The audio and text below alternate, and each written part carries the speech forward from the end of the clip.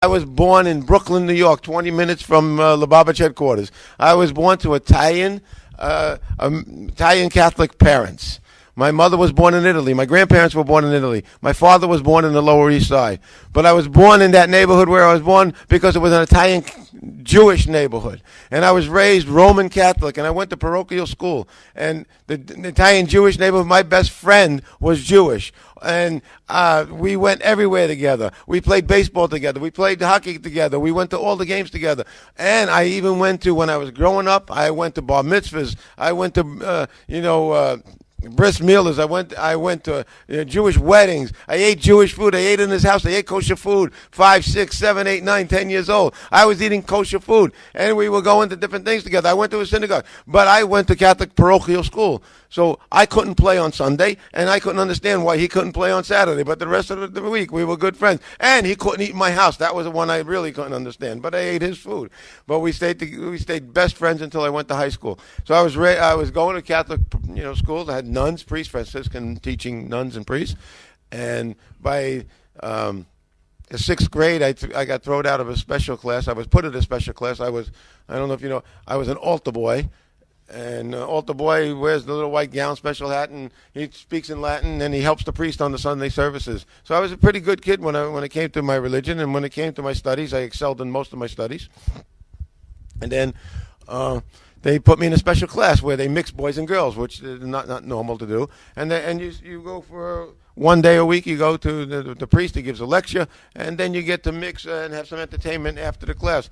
But during those classes, I asked a lot of questions, and I was always asking questions. And in the Catholic Church at that time, when you ask too many questions, they don't like it. And I asked a few questions during the first time I was in the class, and they threw me out. They said, "We don't ask those questions here. You're out of here." So, and I didn't get to go to that special class anymore. And then one of the things I asked them was about confessing to a priest. And I said, "Why do I have to confess to you in a little black box on Saturday afternoon? And you forgive my sins. I thought there was nobody that can go between me and God. Why do I need you?" He said, "Because that's the way it is." And I said, "And I come in there and you promise never to tell anybody what my sins were, or you just say that you forget them." I said, "I don't believe you. I think if I tell you something, you're going to go home and tell my mother." And all the boys in my neighborhood, we would get together on Saturday afternoon, and what we would do is make up sins, make up stuff that we would tell this guy in the little black box, because we were afraid to tell him what we really did, so we made up stuff. And then if he went and told somebody, he said, "We didn't do that." Okay, that's how. And then I asked another question on the sacraments, and then he said, "You don't need to. You're a wise guy. You need to be in this class." So I went on. By the 8th grade, I really excelled, and I knew my catechism, and I knew all the religious studies that I was supposed to know by the 8th grade. The nuns came to my father, and the priest came to my mother and father, and they said every Italian Catholic family should have a priest, and we want him to be a priest. And they agreed, and they had me scheduled for the best Catholic high school in the state of New York, the best Catholic seminary in the state of New York, and they were going to send me, and I was going to come back to that neighborhood, and I was going to be a teaching Franciscan priest. And everything was all arranged, and it was great. My whole life was arranged. But by the 8th grade, I decided I didn't want to be a priest anymore. Because people look inside, and people look and say, "I want this, I want that," and people look at you and say, "You should be this and that." They saw a priest inside. But what does God want in your life? And I said, "Well, I don't know, but I know one thing: I don't want to be a priest." In the middle of the 8th grade, I decided I wanted to be an engineer. So I decided I didn't want to be a priest, and now you can't go tell your parents or the nuns you don't want to be a priest. I want to be an engineer. So I went off and I took the test to the best public engineering school in the state of New York, Brooklyn Technical High School, and I passed the test, and I held that letter of acceptance the whole summer until I had enough courage to tell my mother I'm going to public school. And as a Catholic, going to public school is a no-no. It just doesn't happen. You got to go to Catholic schools. And so they called the nuns and the priests, and they all started to talk to me, and I said, "I'm not doing it. I'm not going to go. I'm going to go to public school." And the nuns and the priests told my parents that I would never amount to anything, and that I was on a road paved to you-know-where. And, here I am today. I'm what we call a simple Jew. A simple Jew. Pasha the Jew, a simple Jew, and here I am, a simple Jew. And to me, that's amounting to anything there is in the whole world. It's not a nothing; it's a something to me. And if to them, if this is a nothing, fine, I'll be a nothing for the rest of my life. It's the greatest thing that can ever be is a simple Jew. And so I went on to high school and college. I graduated. I became an engineer, but I didn't want to work inside. You can't put me in a box. I can't stand still. I don't want to work in a room. I wanted to be outside, so I went into the outside construction field, and I went into project management, and I went all over the country working jobs. I started at the bottom, and then I wound up being a project manager. And I worked in New York, and I worked in Texas, and I worked in Florida and California. I worked all over the United States. And then, we got to speed up the years a little bit. Before that, at 21, I left the Catholic Church because you stay home with your parents. You're in an Italian home. You live in your parents' home. You have to do what they say until 21. And they went to Catholic Church. I had to go with them. But the day I turned 21, I said, I'm never going back to Catholic Church again. So I wouldn't go back to a Catholic church. And then I was working. Then you get married. And then you have children. And everything's going good. And, you have a house. You have cars. You have money in the bank. Everything is fine. But something was missing inside. Something was missing after these years. And so in the mid-'80s, something's missing, and you don't know what it is, and you got this feeling of emptiness. And my wife and I had this thing inside that said, what do we do now? We're missing something. Everything is great, and it's just like today they call it spirituality. Everybody goes around the world, searching for spirituality. I worked in Israel. I had the merit to work in Israel in 2002, 3, 4. I worked on 9 Air Force bases, 9 Air Force bases, 17 projects, and 2 Army bases. And then I got transferred to Pearl Harbor, and I worked in the nuclear sub dry docks. And so I had the privilege of working in Israel and meeting all these Israeli soldiers and all these Israeli young people. And then I came from America, and then I would take some home in the car every Thursday night. They would go get dropped off hitchhiking, and they'd say, oh, something's missing here. We can't wait to get out. You're from America. We want to go to America. I said, what are you going to go to America for? I said, we're missing something. Oh, what are you missing? I don't know, but we'll find it. And they come, and it's really amazing. They go to New York. They fly to New York. From there, they stay a few weeks, and then they wind up in Chicago. And from Chicago, they go to California. From California, they go to Hawaii. There's 10,000 Israelis in Hawaii. And then sometimes they go the other way. They go to the India, Malaysia. They come around. They're all going this way and that way, that way. And they're searching. And then if you stay in Israel long enough, which I did, and you stay in Israel long enough, if you're one day in Jerusalem, if you're one day at the Western Wall, the Kotel, and you'll see some of these guys coming back, and they say, we found it. What'd you found? We found spirituality. Where'd you find it? Right here in Yerushalayim. And I said, you were born here, and you went all around the world, and I could have told you to stay here in the first place. Or they go up in a northern city called Sfat, and they find it. And after going, 24,000 miles around the world, then they find their spirituality. But we were searching. We didn't call it spirituality in those days. We called it God. We need God in our lives. And to us, where do you find God? Where do you find God? And we didn't know. God's not in the car. God's not in the streets. God is not in the, in a lunchroom somewhere. God is, the only place God is in the church. So you got to go to a church. That's where you find God. So we figured we'd search in a church for God. And there we were. And I said, I'll never go to a Catholic church again because I don't want to. But I know let's go to a Protestant church. And and we didn't know from Protestant churches because when I grew up, you couldn't go near a Protestant. You couldn't talk to a Protestant person. If there was a Protestant school or a building on the same street that you were walking down, you had to go across the street or around the block. It was like that. That's the way we were raised. And the Protestant people were the bad people, and we were the good guys. I had no. But anyway, so I said, I'm going to go to a Protestant church. Why? Because the Protestant church protested against the Catholic Church.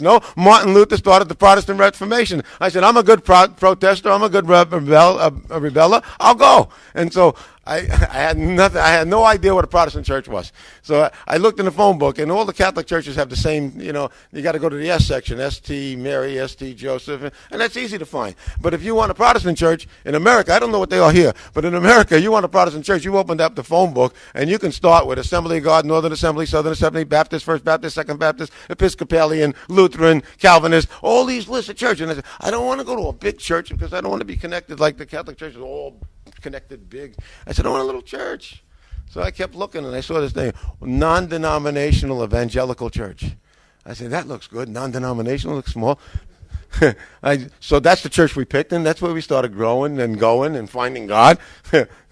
Except we got duped. The non-denominational evangelical church in America is one of the biggest denominations there is. And so there I went in this church, and we walked in, and the pastor was really nice, and it was 325 families. We were in California, 325 families in the church. And they welcomed us, and we started going, and we felt good. We felt like family. And I was working. I was as an engineer in a construction project, and working all day and going a couple of nights a week and going on Sundays, and then kids, and then you started to learn a little bit, and then they started giving you some responsibilities like cleaning the church, and then they started giving you a little more responsibility. You can teach Sunday school, and you start to grow and you start to learn. And one thing they gave me that the Catholic Church didn't give me, they gave me what they call the Bible, and they gave me the King James Authorized Version called the Bible. The Catholic Church at that time, I think it's changed now. I haven't kept up with anything since 13, 14, 15 years ago. I haven't kept anything up with that type of systems.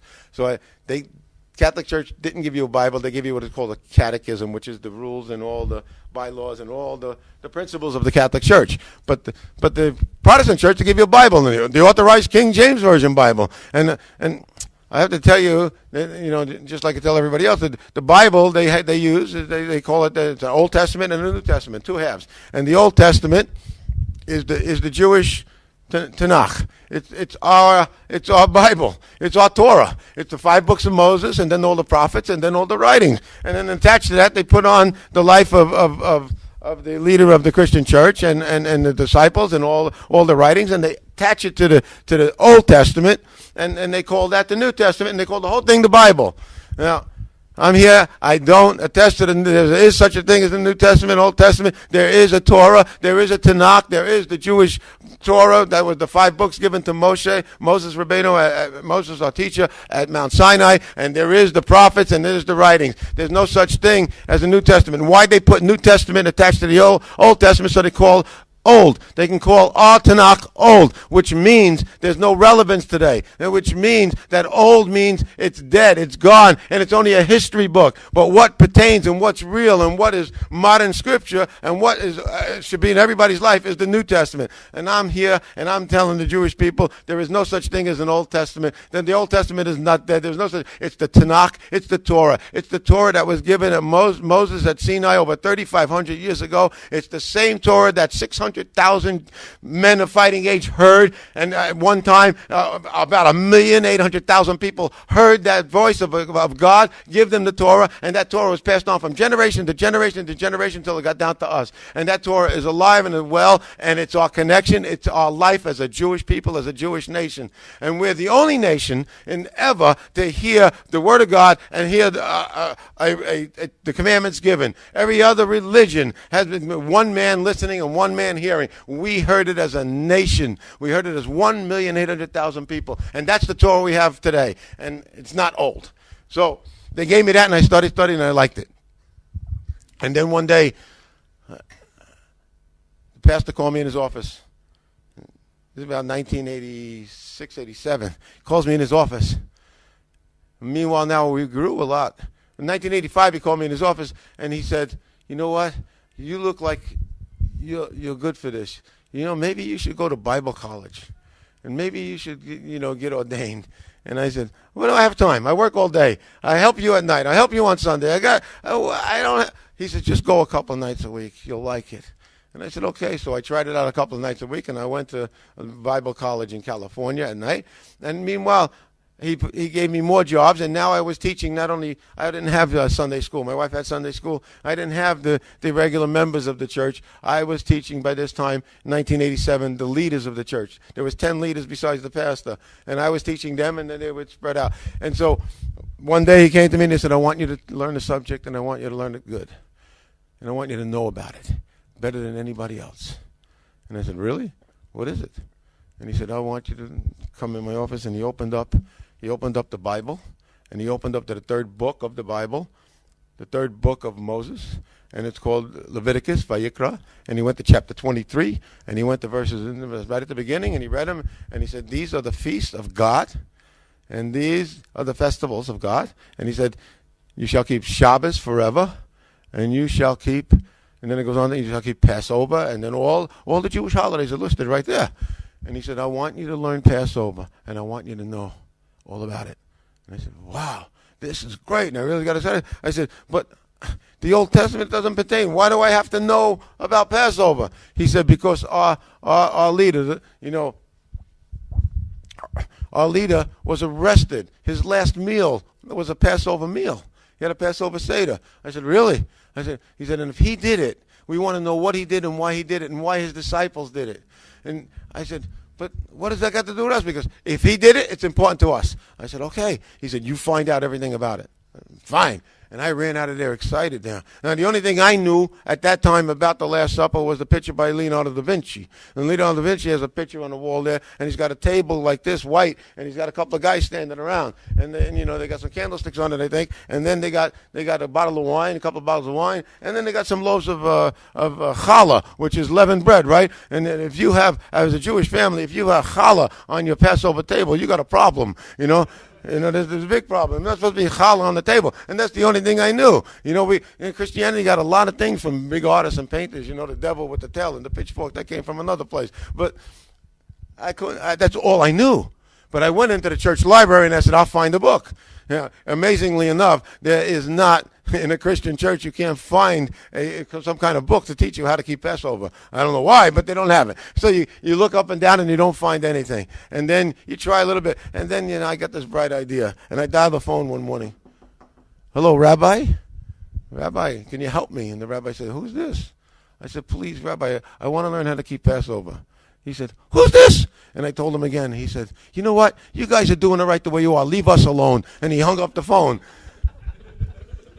So now, I can't find the book. I can't find the rabbi. None of the pastors know about it. Who's going to teach me?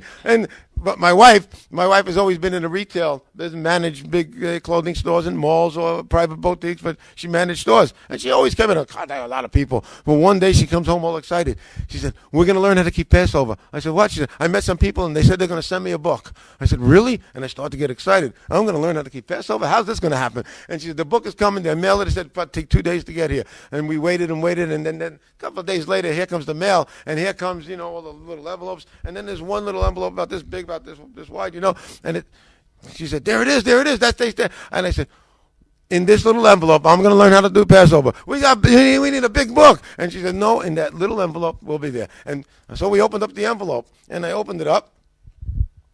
I had no idea. And I opened the first page, and there was a little round circle, a plate, with all the little foods on it. And then the next page is the step 1, you wash your hands, and then step 2, you do this blessing. All the 15 steps of Passover. And Jewish people would know what it was immediately, a Passover Haggadah. But I had no idea what it was. And so I looked through it, I said, wow, we can learn. And then I turned to the last page, and the best thing that ever happened, I said, this is a gold mine. On the last page of this book, it said, for all your Jewish supplies, for all your Jewish needs, call Art Scroll, call Maznayim, call JP Press. And I said, wow, this is great. This is unbelievable. Now I can really start learning. And so the next morning, I couldn't wait to get up the next morning. I dialed New York, and I said, hello, lady. And there's a Jewish lady on the other side in New York, and she's got a nice Jewish New York accent. And she says, can I help you? And I said, yeah, you sure can. And I said, she said, how can I help you? I said, I want to buy a Bible.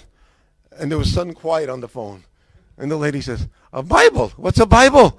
I said, it's got the 5 books of Moses in it. She said, oh, you want a Chumash? I said, yeah, that's what I want, a Chumash. And then I said, but did you have something like with the prophets, like Jeremiah, Isaiah? I want to learn those too. And she said, oh yeah, you want a Chumash with a Haftorah? I said, that's what it is. I send it, please, lady. And then I said, oh, by the way, do you have something I want to learn how to pray?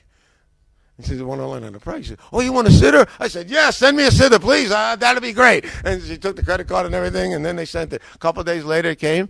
And in 1987, that started on me on a learning career. And 15 hours a day, I would get up 4:30 in the morning and start learning at my dining room table.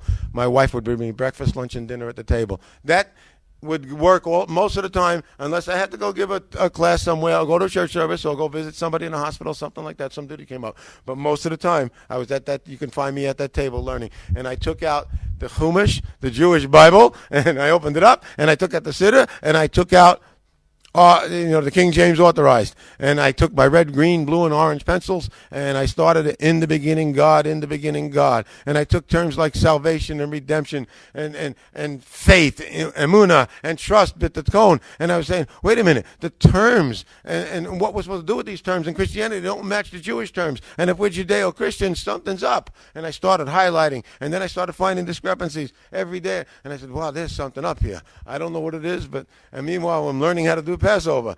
And so wind up the clock a little bit. And one day I walked into the 10 leaders of the church, and I said, "Excuse me," and questions again. Questions get you in trouble. I said, "How many commandments are there?" And they said, 10. I said, "Could you name the 10 commandments?"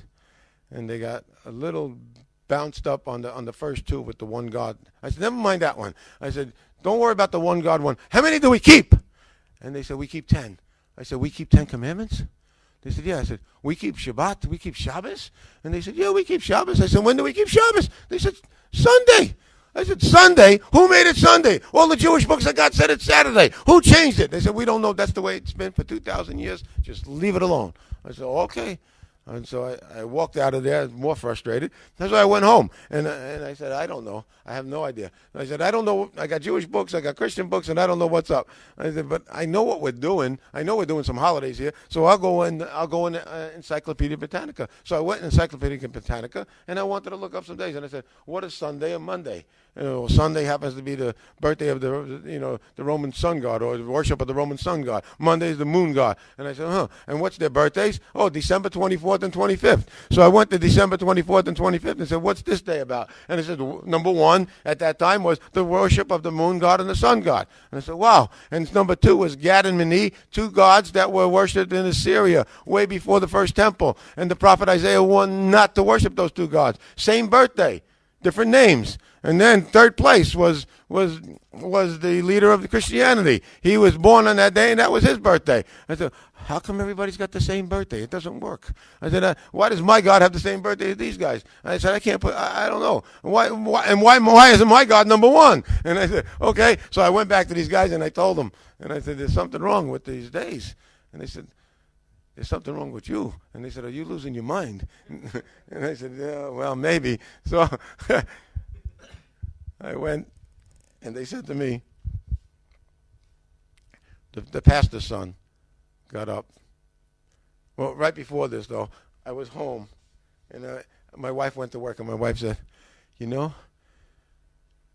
we find anything here that you want to change our lives with, you don't do anything until you show me first.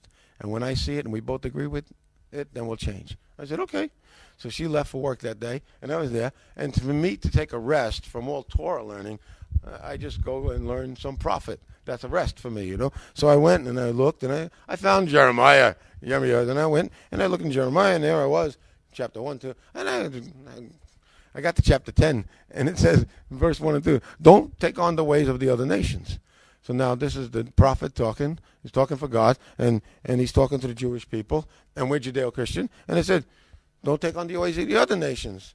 And then they go out in the field and they cut down a tree and they bring it in the house, and then they worship it, and they also decorate it. And I had a Jewish commentary by this time, and then when the commentary, that had Sansino with the Radak was the commentator, and the Radak he said, "Yeah, they go and they cut the tree, put it in the house, but they decorate it because they worship all the planets. So they put these little round balls on the tree, and each one is for a planet. And they put a star on top." And there I was in my living room, and I'm looking because it was that time of the year, and there was a green tree in my living room in the bay window, and then a star on top with lights flashing and all little balls on it. And he said, "Don't be like that." And he said, "Don't do that." And I looked at that and I said, "Oh no!" And I froze because Sarah Devorah, my wife, said, "Don't do anything till you see me." And so there I was, and I sat there and I froze. And then she came in the house and she said to me, "What did you do?" I said, "Nothing." She said, "What are you going to do?" "Nothing." So she comes over and she says, "Show me." So I show her, and she reads exactly what I read.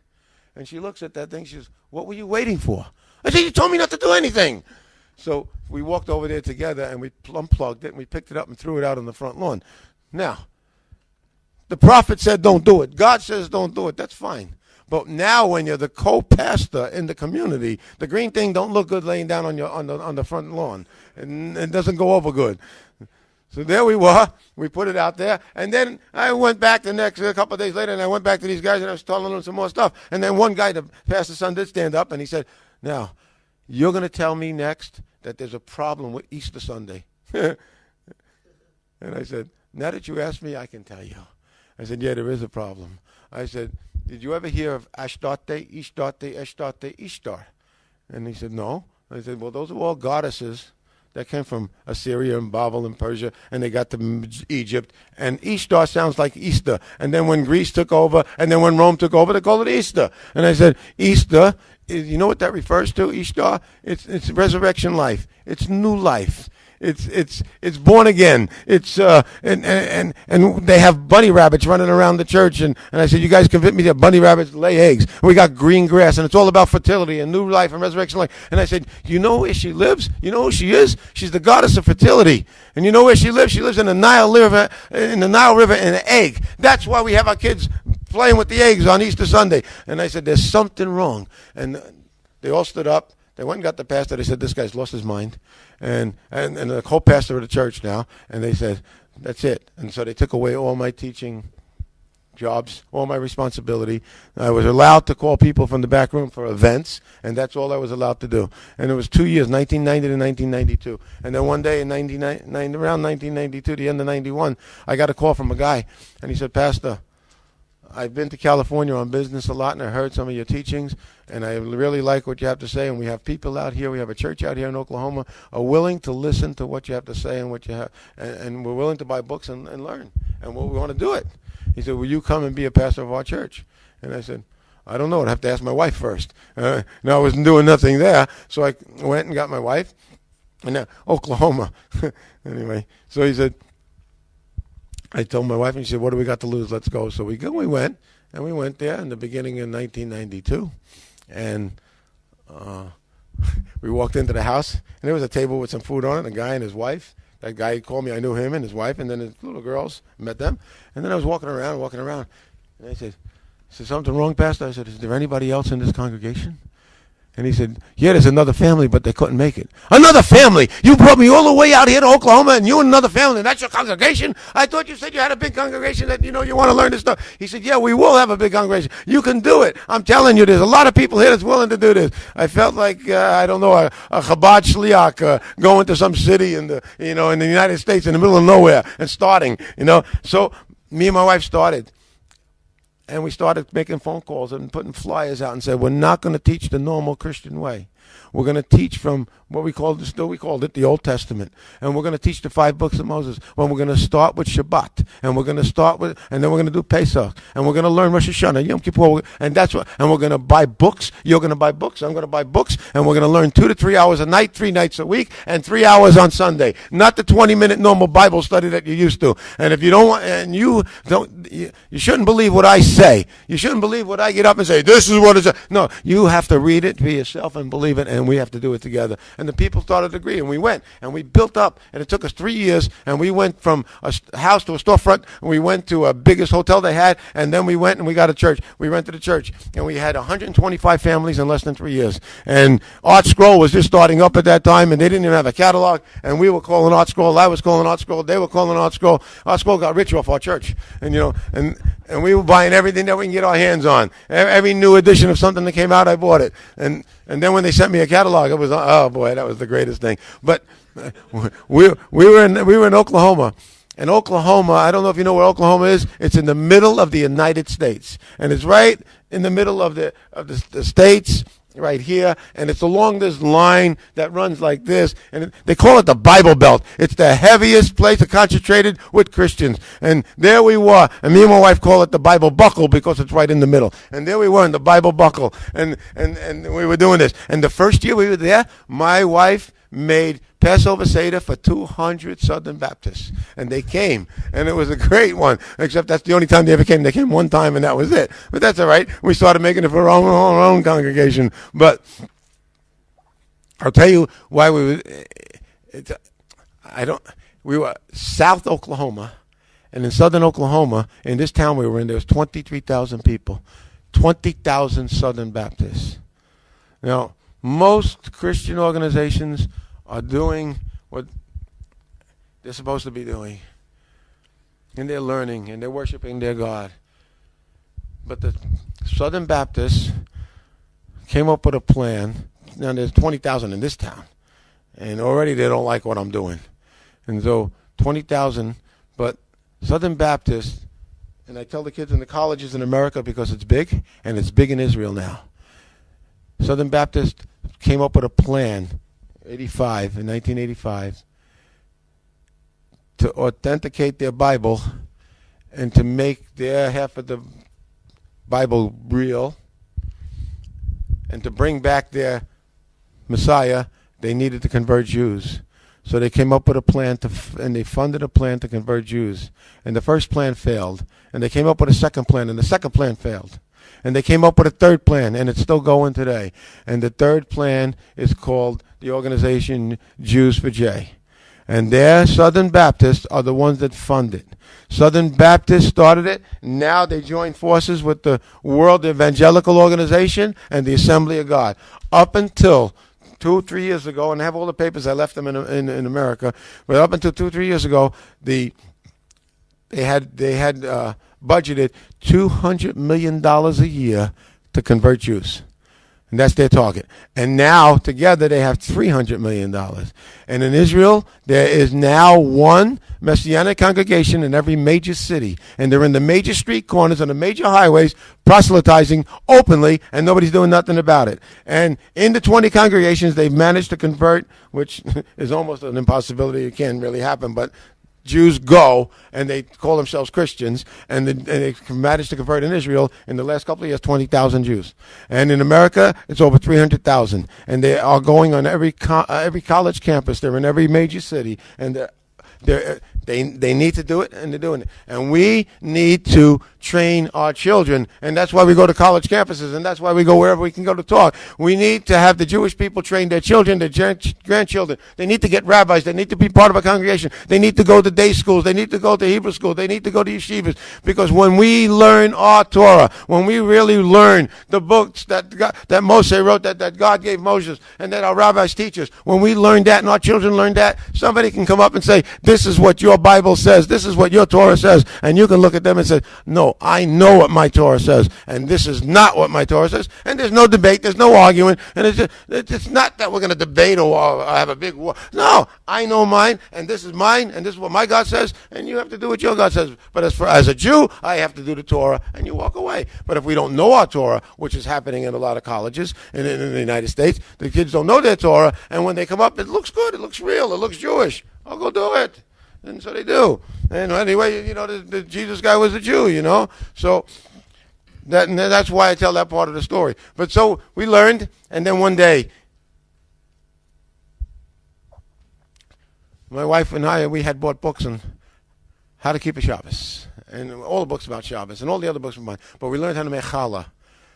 We learned about lighting the candles on Shabbos, about doing the blessing for Shabbos and lighting the candles, about making kiddush on wine, about what the foods, the chicken and the fish and everything on the table that you need. And we knew everything there was. We knew how to do l'chai dodi. We knew how to welcome the Shabbos. We knew how to say Shema. We had to do Shmoni Esrei because we bought prayer books on when Shabbos comes. And so we decided we were going to keep Shabbos, and we weren't going to tell anybody, and nobody had to do it, just us. And so in our house in Oklahoma, there we were. We made a Shabbos. We made a Shabbos dinner. We made our own challah, and it was Friday afternoon. And then all he had is books. And so my wife said, "Okay, we're getting ready. Shabbos is coming." I said, "Yeah, Shabbos is Saturday." And she said, "Right, and that's tonight." "Yeah, and what time does it start?" "I don't know." And well, how do you know what time it starts? I said, well, the rabbis tell us in the books that when 3 stars come out, that means it's 3 stars out. That means it's really night, and that means it's already the next day. So Friday night turns to Saturday, and then it's Shabbos. So she said, how are we going to do? I said, we go out on the back patio, and we look for 3 stars. When we see 3 stars, for sure it's Shabbos. And there was me and my wife, and then we went in the back in the patio, and we held hands, and we started singing and dancing. Shabbos is coming. Shabbos is coming. Shabbos is coming. Oh, please. Oh, this is so great. And there we are, spinning around. And then my wife is crying. I'm crying. And then we stop. And then my wife says, God, what are you doing? Why are you showing us this? Why did you choose us? Who are we? We're nobody. What are you doing to us? They said, never mind. Thank you so much. Shabbos is coming. And we danced and danced. And the first star came out. Oh, Shabbos. Second star, Shabbos. And then third star, Shabbos is here. Shabbos is here. Oh, we went. And then we ran in the house. And we ran by this. Oh, it smelled good. And we ran to the table. And my wife put a little scarf on. And she gets the matches. Boom. And she lights the candles. And she does a beautiful blessing over the lighting of the candles. And then we grab hands and we sing and we dance. And because we had every Jewish tape going that you could have on the stereo by this time. And there was nobody There was not one. We didn't have. Nobody told us you can't light the Shabbos candles after Shabbos starts. You can't. Nobody told us that you can't play music on Shabbos. We had no clue. All we had was books, and you can't learn it from books. You need a rabbi. You need a rebbitzin. You need Jewish brothers and sisters. You need your mother and father. You need the grandfather to teach you. That's how you learn it. You don't learn it just by being a lone ranger. And so there, we just kept going, and that day and the next day, oh boy, I had all my Jewish books, and I was sitting up on the couch on Saturday, and it was such a great day. You just learn. You don't answer the phone. You don't go driving your car. Oh, this is nice. And then Shabbos was over, and that Shabbos was so great. And the next day when we went to church, it was unbelievable. We got to church, and there we were. We had a regular church service, and then at the end, usually have somebody make the announcements. But when there's a problem, when somebody's in trouble, the pastor makes the announcements. So I got up and I said, I'll make the announcements today. And I looked at the whole full congregation, and I said, please, next week, don't come to church. And everybody looked like that, and they said, what? I said, don't come to church. The church is closed. What do you mean closed? I said, yeah, please, come Friday night at 7 and come Saturday at 10. We're having Shabbat services in this church from now on. And the people said, what? And we went outside, and we went on the main highway of the Southern Baptist town. Now, the main highway of the Southern Baptist, everybody had to pass that church to go in and out of that town. And I painted that sign that day. Shabbos services, Friday night 7, Saturday at 10. Everybody's welcome. And there we were. And my wife went home, and Chabad has this thing called Shabbos Companion now, where they help you get along with the Shabbos service. My wife made Shabbos Companions back then, and we used the art scroll, and we put in there all the prayers, all the singing for Shabbos, all the blessings that you need for Shabbos, L'kai Dodi Yeshes Kyle, everything you need, the Shema, everything. And we made challah for everybody. We made chicken for everybody, and we had we were all set up in the church for Shabbos. And here comes Friday night, and we have Shabbos services, Friday night, Saturday. Everything is great, except for one thing.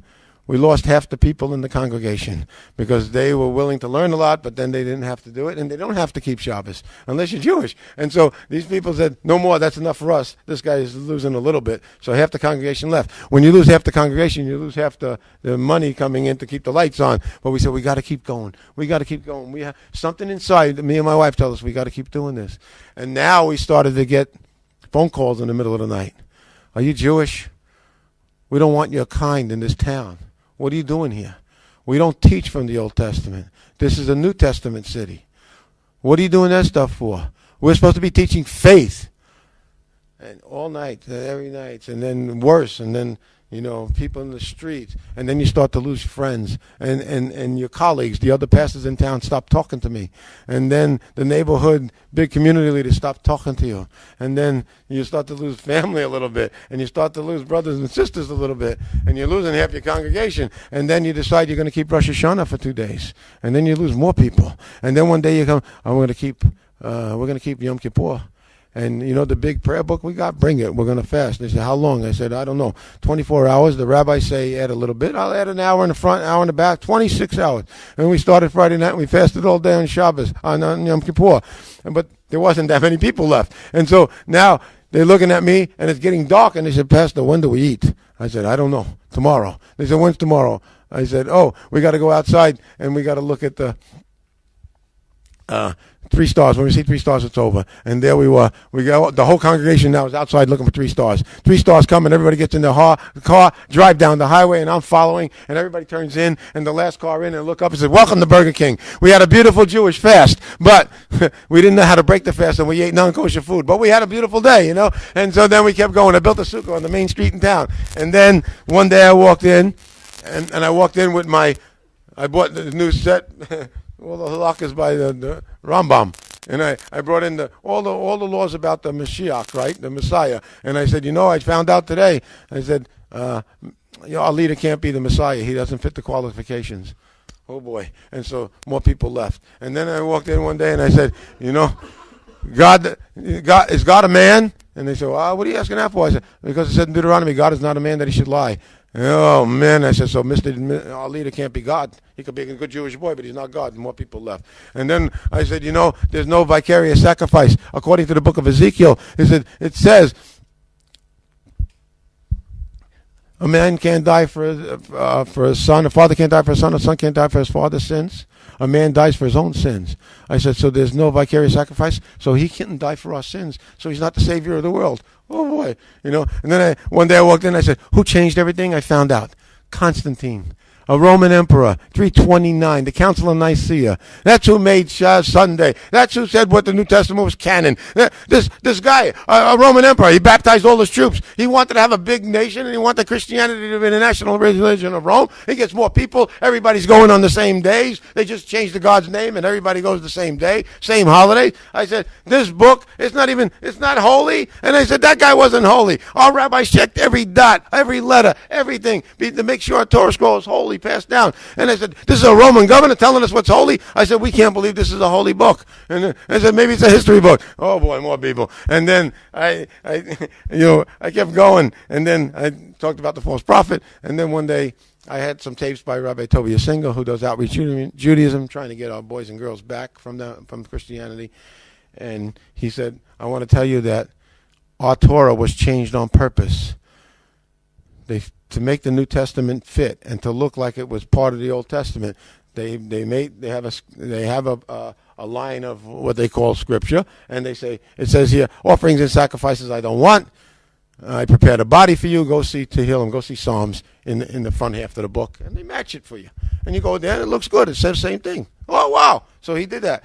I said, but that body they prepared for you was Mr. J.C. So I said, okay. So now, but Tobias Singer says, now read it in the Hebrew.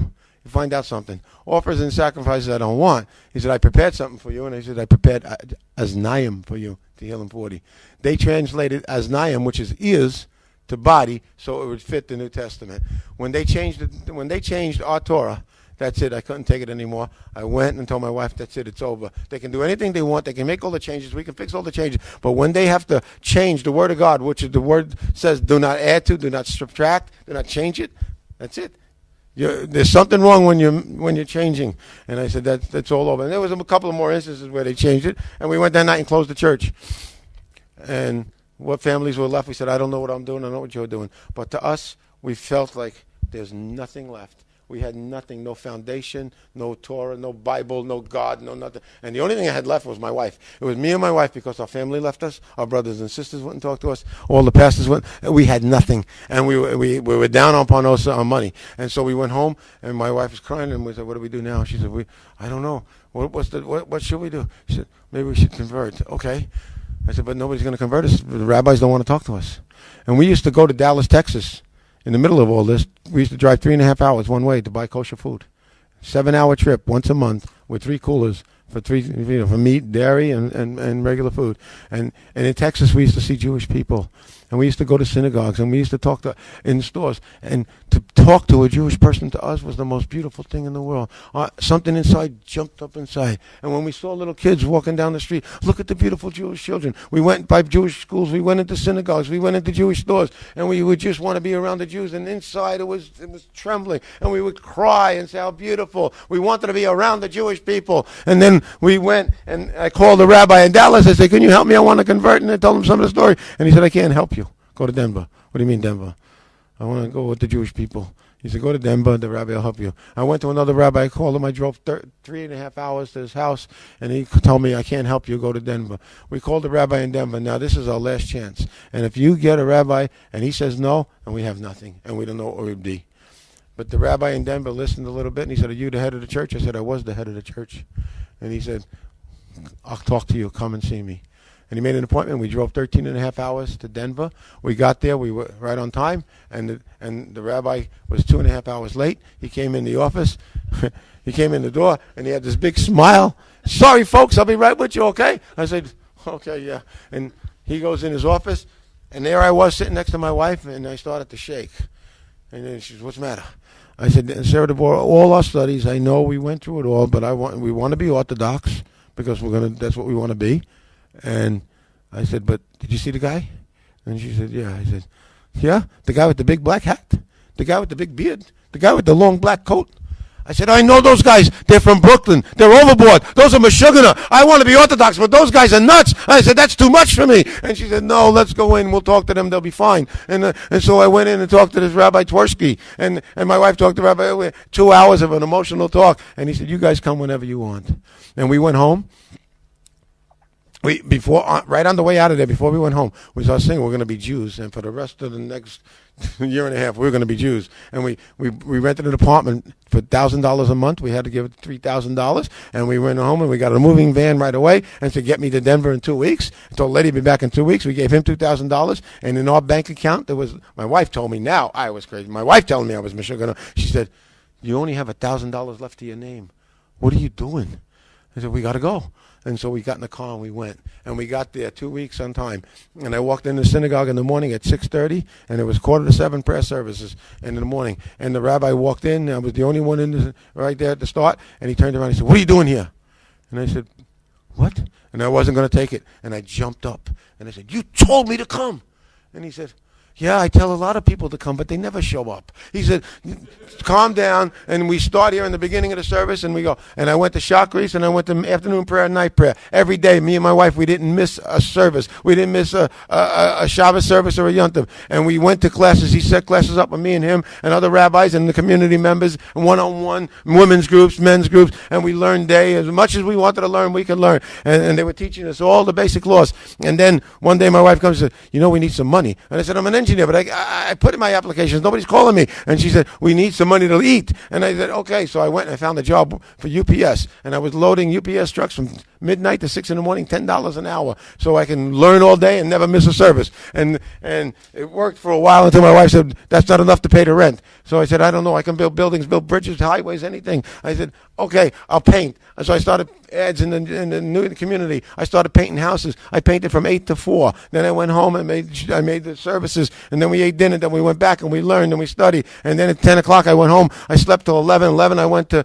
UPS because we wanted to be part of the greatest nation in the world. And there we were. And it took over about a year. And I lost 40 pounds in a year. My wife didn't recognize me. The rabbi didn't recognize me. And we going to go do it. And we learned and learned. And they never tell you. And they want to push you away. And they want you to quit. But you never give up. You got to keep going. And that's who we are. And that's who we are as a nation. We keep going. We keep popping up. We keep growing. And nobody can ever get rid of us. And so there he was. And he said, okay, are you ready to go to the court? And we said, yeah, we're going to go to the court. And you sit in front of 3 rabbis. And they ask you questions. And they told us Monday morning. And we went Monday morning and said, we're going to be Jews Monday. We're going to be Jews on Monday. And then we sat there in front of these 3 rabbis. And the rabbis started, and the 3 of them said, okay, started asking questions all about the Shabbat. And all about Shabbos. And what do you do? What happens if the gas goes out? Well, can you take a pot off the stove? Can you stir a pot that's on the stove? What about the lights? And all these questions on the laws of Shabbat, 3 hours. And he said, wow. And then they got these big smiles. Thank you so much. Yeah? And he said, yeah. And he said, see you next week. What do you mean next week? Today we're supposed to be finished. He said, no, not you guys. Next week. Okay. Came back next week and all the laws of koshering. 3 hours. And next week. And not next week wasn't always next week because the rabbis can't agree on meeting all the time. And they're always going out of town, here, out of there. Over 3.5 months, we went 6 times, 18 hours in front of these guys. Questions on basic Judaism and family purity. And finally, after the 6th time, they said, okay, you can go to the mikveh tomorrow. You can go become Jews tomorrow. And we didn't sleep all night. We're going to be Jews. We're going to be Jews. And we got there. In the morning, we beat the rabbis to the mikveh. And she was on the women's side, I was on the men's side. And I'm taking off my clothes. And I want to go in the water. And they said, wait a minute, we got some questions. Questions, you asked me enough. I want to go in the water. And they said, don't you want a cheeseburger? No, I don't want a cheeseburger. I want to go in the water. And then he said, wait, Mr. Big Pastor, you go in the water, you're only going to come out a simple pashut yid, a simple yid. No more big pastor. I don't care. I'd rather be a simple yid, a simple Jew than anything else in the world. Let me in the water. And they said, one more question. Well, don't you want to be a Noahide? Why do you want to take 613 commandments? Just do 7. I told you last year. Why do you bother me now? I want to go in. So I go in the water. I'm standing there. And they say, we'll be right back. And they go on the other side. And they talk to my wife. And they come back. And they say, oh, Mr. Pastor, I have to tell you something. If you go in the water, you come out Jewish. Yeah, good. And they said, but we don't know what's happening over there. And if your wife goes in the water, it doesn't go in the water, she's not Jewish. And then you're not married to each other. And you can't marry her. I said, I don't care. That's our problem. I'm going in the water. And then they said the same thing to my wife. And she said, we did this together. And they said the same thing. She said, I don't care, that's his problem. But they did come back with one. They almost got me. And they said, you go in the water, you're Jewish. She goes in and out of the water, she's Jewish. You're not legally married to each other anymore, halakhically, and you're not married to each other. And you don't have to marry each other. And my wife liked that part. And I paid for that part because we had like 3 months of separation. We made it 6, but because we wanted to go to Yerushalayim to get married. But 3 months of separation, And she said, you want to marry me? Yeah. You got flowers tonight? Well, we're going to go out to dinner tomorrow night? I need to do a piece of jewelry? Oh, man. Yeah. But we did get married, and here we are. But when we got dressed, we went over to the table, and the rabbis were standing there. And they ask you your name, what name you pick, and I picked my name. And sometimes they want to change your name. Sometimes they want to question why you picked that name. And I said, okay. I want Yaakov Ephraim, and they said, Yaakov Ephraim. And they said, okay, and Sarah Devor. And then they picked me up, and they started twirling me around, dancing, Siman Tov, and Mazel Tov, and Siman Tov. And then they said, Yaakov Ephraim, do you know that you were at Mount Sinai over 3,000 years ago? Do you know that you were always Jewish? Do you know you heard the Ten Commandments with all the other Jewish people, you and your wife, Sarah Devor, Mazel Tov, and Siman Tov? And I said, Rabbi, what are you doing? What are you, crazy? I said, you put me through 1.5 years of torture, and now you tell me I'm always Jewish? And they said, no, we just found out when you finished coming out of the mikveh. And that started the greatest life of being Jewish, of being part of the Jewish nation, of being part of the most special people on the face of the earth, of people that have a mission on this world to make this place a dwelling place for Hashem, to change the world, to change your brothers and sisters, to keep Torah, to do mitzvahs, to connect to Hashem, and be good to each other. The Rebbe said, do one mitzvah, one. I'm not asking it. I fell in the mikvah, come out with a big white beard. No, you don't have to do it all. Just do one. If you keep Shabbos once a month, keep it twice a month. If you give 5 cents to the tzedakah, give $500. I don't know, $1. And if you don't learn anything during the week with the Torah, with the Rebbe, call the Rabbi. He'll be glad to learn with you. One mitzvah, the Rebbe said, one mitzvah can change the world, and love one another. Don't talk about one another. Be good to another. We can bring the Mashiach, because you inside of you have a responsibility. That's why you were born Jews. You have a responsibility to the world. You have a responsibility to our God. You have a responsibility to each other. You can change the world. You are the most precious people on the face of the earth, and we're glad to be Jews. We're glad that we joined this nation, and we're proud to be Jews. And we were Jews then. We were born Jews. We came out of the mikveh Jews, and now we keep going. And you guys are stuck with me and my wife for the rest of your lives. L'chaim, l'chaim. World. It's not a nothing. It's a something to me. And if to them, if this is a nothing, fine. I'll be a nothing for the rest of my life. It's the greatest thing that can ever be, is a simple Jew. And so I went on to high school and college. I graduated. I became an engineer, but I didn't want to work inside. You can't put me in a box. I can't stand still. I don't want to work in a room. I wanted to be outside, so I went into the outside construction field, and I went into project management, and I went all over the country working jobs. I started at the bottom, and then I wound up being a project manager. And I worked in New York, and I worked in Texas, and I worked in Florida and California. I worked all over the United States. And then, we got to speed up the years a little bit. Before that, at 21, I left the Catholic Church, because you stay home with your parents. You're in an Italian home. You live in your parents' home. You have to do what they say until 21. And they went to Catholic Church. I had to go with them. But the day I turned 21, I said, I'm never going back to Catholic Church again. So I wouldn't go back to a Catholic church. And then I was working. Then you get married, and then you have children, and everything's going good. And, you have a house. You have cars. You have money in the bank. Everything is fine. But something was missing inside.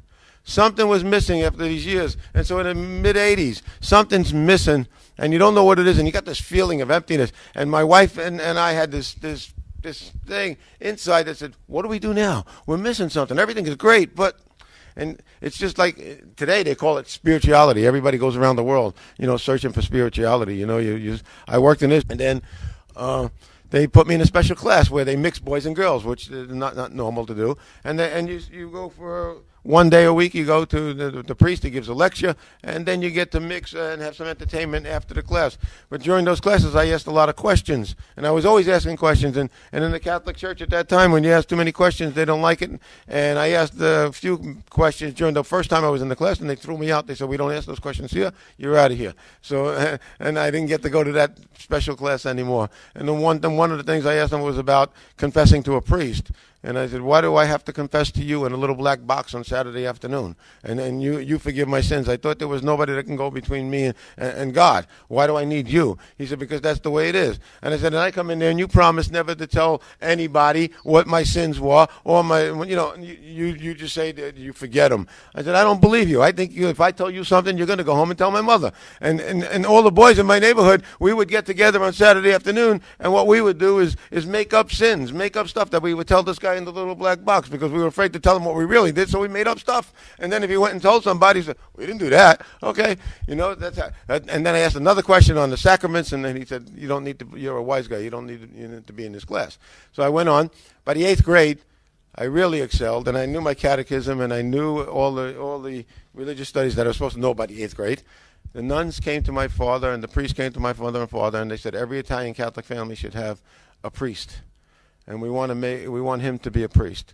And they agreed, and they had me scheduled for the best Catholic high school in the state of New York, the best Catholic seminary in the state of New York, and they were going to send me, and I was going to come back to that neighborhood, and I was going to be a teaching Franciscan priest.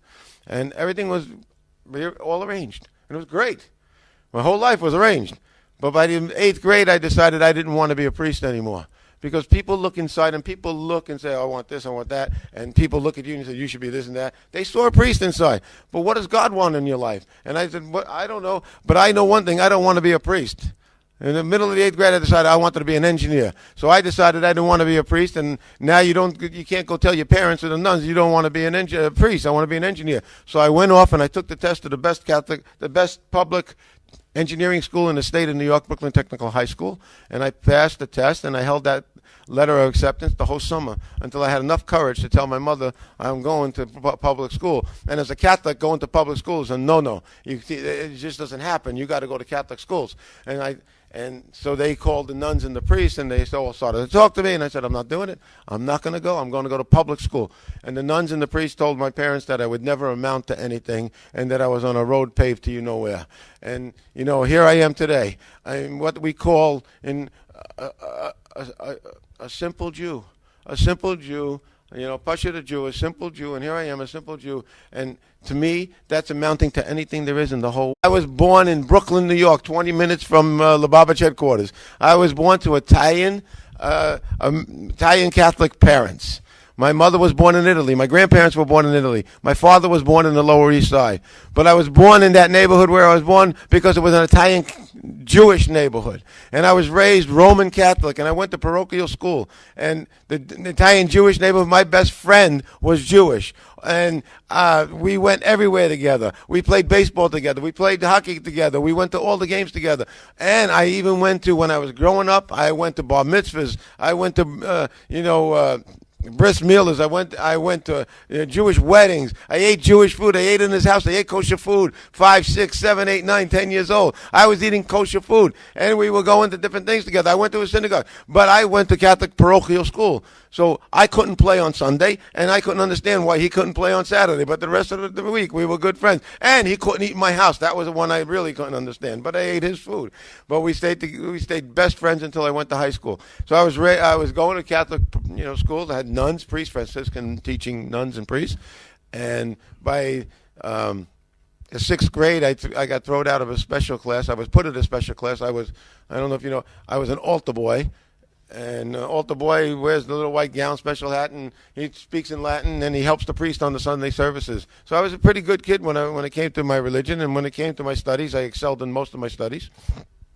Israel, I had the merit to work in Israel in 2002, 3, 4. I worked on 9 Air Force bases, 9 Air Force bases, 17 projects, and 2 Army bases.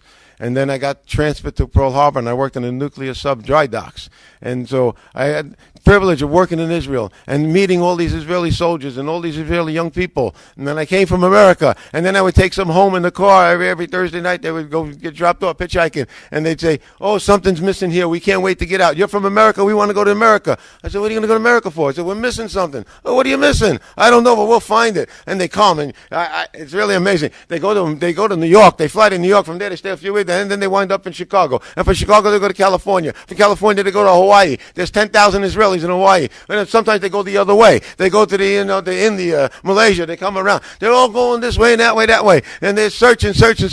And then if you stay in Israel long enough, which I did, and you stay in Israel long enough, if you're one day in Jerusalem, in Yerushalayim, if you're one day at the Western Wall, the Kotel, and you'll see some of these guys coming back and they say, we found it. What'd you found? We found spirituality. Where'd you find it? Right here in Yerushalayim. And I said, you were born here and you went all around the world. And I could have told you to stay here in the first place. Or they go up in a northern city called Sfat and they find it. After going, 24,000 miles around the world, then they find their spirituality. But we were searching. We didn't call it spirituality in those days. We called it God. We need God in our lives. And to us, where do you find God? Where do you find God? And we didn't know. God